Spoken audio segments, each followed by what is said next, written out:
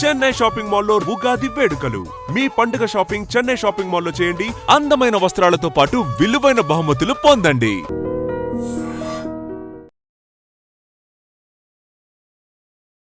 Welcome to I dream. నా పేరు లుంబిని. ఈ మధ్యకాలంలో మహబూబాబాద్ జిల్లాలో ఫంక్షన్ హాల్స్ ముందు పెద్ద బోర్డ్స్ పెడుతున్నారు. అంటే సెక్షన్ 441 కింద 3 నెలల జైలు శిక్ష లేదంటే 5,000 రూపాయల జరిమానా అని చెప్పేసి.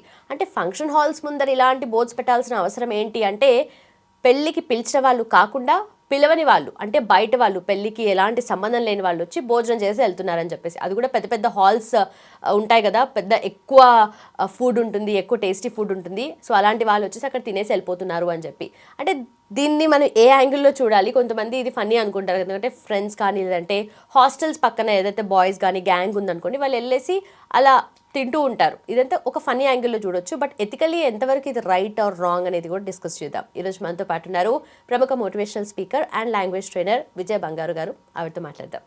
అమ్మా నమస్తే. నమస్తే లుంబిని, చెప్పండి. సో ఇలాంటివి చాలామంది యంగ్ పీపుల్ చేసే ఉంటారు ఏదో ఒక టైంలో, కాలేజ్ డేస్లోనో ఎప్పుడోకప్పుడు తెలియని పెళ్ళికి వెళ్ళేసి అలా కొంచెం అలా రెడీ అయిపోయి గర్ల్స్ బాయ్స్ వెళ్ళి తినేసి వస్తూ ఉంటారు. కానీ ఇది ఎట్లా తీసుకోవాలి? ఇంత జరిమానా విధించే అంత శిక్ష కింద కన్సిడర్ చేస్తున్నారు. మరి ఇప్పుడు పర్ ప్లేట్ 1,000 రూపాయలు 1,200 కూడా ఉంటుంది. ఆ రకంగా చూసుకుంటే వాళ్ళకి లాసే. పర్ ప్లేట్ తీసుకున్నా ఒక 10 మంది పోయినా అలా 10 మంది అంటే ఎంత గ్యాంగ్స్ వెళ్తారో మనకు తెలియదు. మరి సో వాళ్ళ డబ్బులు కాదు కాబట్టి పదరా నేనే వెళ్తున్నాను. సో అదంట కదా, తిలా పాపం తలా పిడికాడు అన్నట్టుగా నేను తింటున్నా, పదా నువ్వు కూడా వెళ్ళిపోదాం, అంతసేపు హాస్టల్ ఫుడ్ తింటాము అనేసి కొంతమంది పిల్లలు, మగ పిల్లలు కానీ ఆడవాళ్ళు కూడా, అమ్మాయిలు కూడా చేస్తున్నారు. అది ఎంతవరకు కరెక్టు అన్నది మీరు అన్నట్టుగా ఎథిక్స్ అనేది ఎంతవరకు కరెక్ట్, అంతవరకు అంత దూరం ఆలోచించారు మీరు.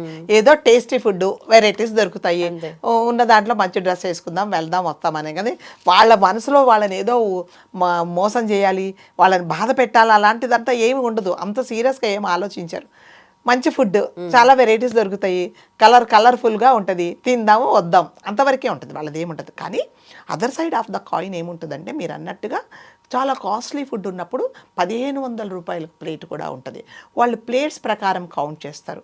సో ఎవరైతే ఫంక్షన్ కండక్ట్ చేస్తున్నారో, ఒక పెళ్ళి కానీ ఇంకా ఏదన్నా వేడుక జరుగుతున్నప్పుడు మా గెస్ట్లు ఇంతమంది వస్తారనేసి క్యాటరింగ్ వాళ్ళకి ఆర్డర్ ఇస్తారు. ఆ ప్రకారం మాత్రమే అన్ని ఫుడ్ కానీ ప్లేట్స్ కానీ అరేంజ్ చేస్తారు. ఒక ప్లేట్ పట్టుకుంటే ఇంకా ఒక మనిషికి 1,500 పోయినట్టు. సో వాళ్ళు ఎందుకు ఇట్లాంటిది నిర్ణయం తీసుకున్నారంటే, అసలైన గెస్ట్లు ఎవరైతే ఉన్నారో వాళ్ళకి ఫుడ్ ఉండట్లేదు. ఈ పిలవని బ్యాచ్ అందరు వచ్చేసి పిలవని పేరెంటం అన్నట్టుగా వచ్చేసి తినేసి వెళ్ళిపోతున్నారు. సో వాళ్ళు ఏమంటే అసలైన వాళ్ళు రాలేదు, వాళ్ళకి ఫుడ్ ఉండట్లేదు.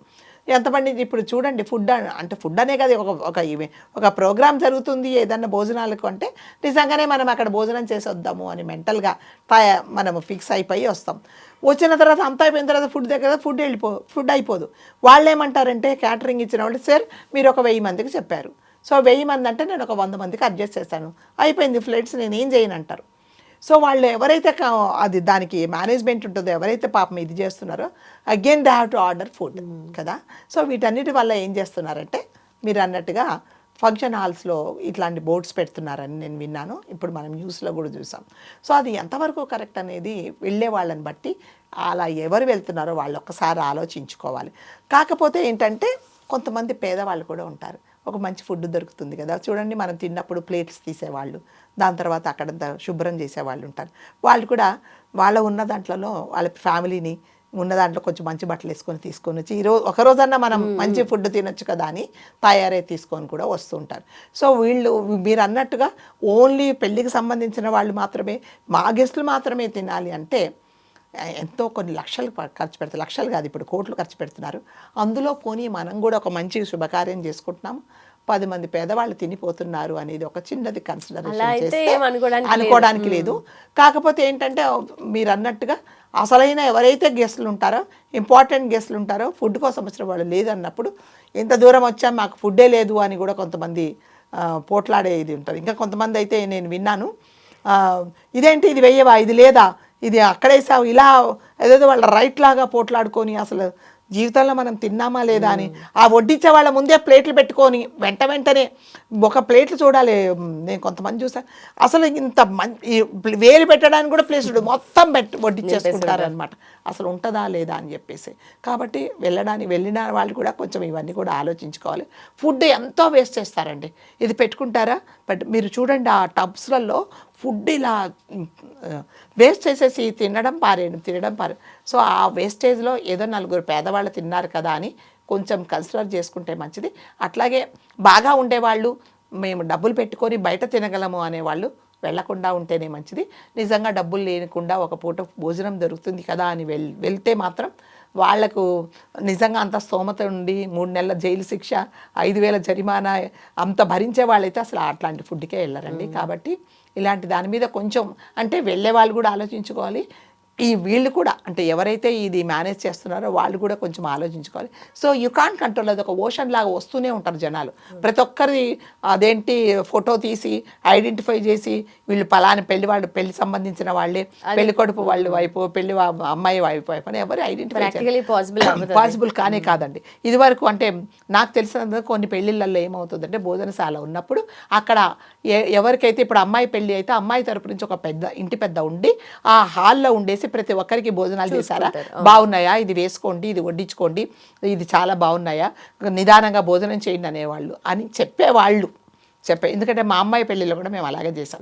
ఇప్పుడు లేవండి, మా అమ్మాయి పెళ్ళి 6 సంవత్సరాలు అయిపోయింది జరిగిపోయి. సో ఇప్పుడు 6 సంవత్సరాలకే మారిపోయింది. ఎవరంతకు వాళ్ళు వెళ్తున్నారు, పెట్టుకుంటున్నారు, కావాల్సిన తింటున్నారు, కావాల్సినంత పారేస్తున్నారు. సో ఇవన్నీ కూడా కన్సిడర్ చేసి ఏం చేయాలంటే దయచేసి ఇట్లాంటి శిక్షలన్నీ విధిస్తే పాపం నిజంగా ఆకలి వచ్చిన వాళ్ళేమి చేయలేరండి. ఒకటే చెప్తారు, సార్ అన్నం లేక వచ్చాము, కావాలంటే మీ ఫంక్షన్ హాల్లో ఒక 4 రోజులు పనిచేస్తాము అంతకంటే వాళ్ళు ఏం చేయలేరు.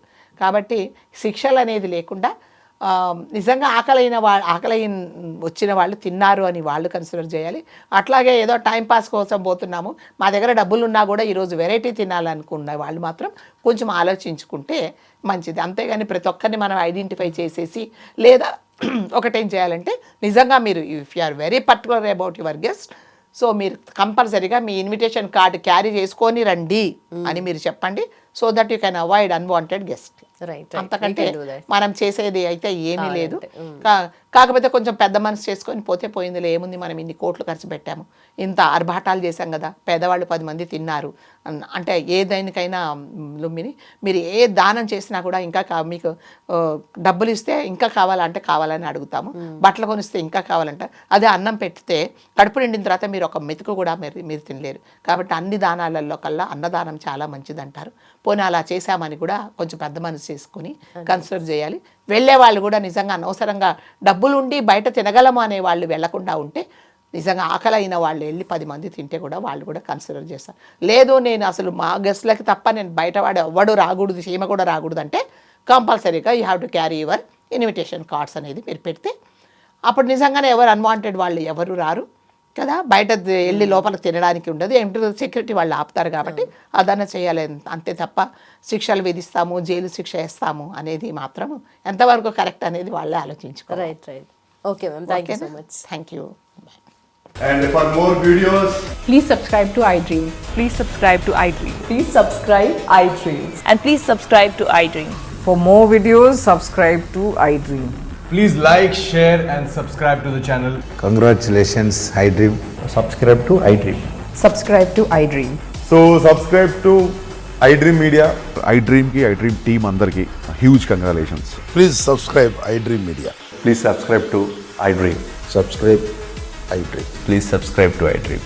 iDream అంటే నా కళల ఛానల్ సబ్స్క్రైబ్ చేసుకున్న నోరు తిరుగుతలేదు, మీరైతే గంట గుర్తు కొట్టండి. For more such videos, please subscribe to iDream. Subscribe to iDream. Please subscribe to iDream. Please subscribe iDream Media. Please do subscribe to iDream. Please subscribe to iDream Media. For best entertainment and information, please subscribe iDream. And don't forget to subscribe to iDream.